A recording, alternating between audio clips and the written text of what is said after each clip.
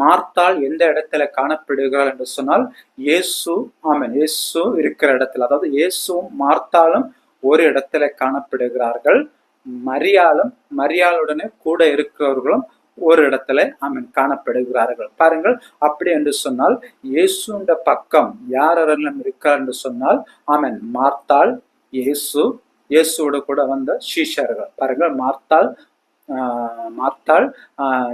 இயேசுண்ட வந்த சீஷர்கள் எல்லாம் ஒரு இடத்துல காணப்படுகிறார்கள். எந்த இடத்துல என்று சொன்னால் மார்த்தாள் இயேசுவை சந்தித்த அந்த இடத்துல இவ்வளவு பேரும் இயேசுவும் இயேசுண்ட சீஷர்களும் மார்த்தாளும் காணப்படுகிறார்கள்.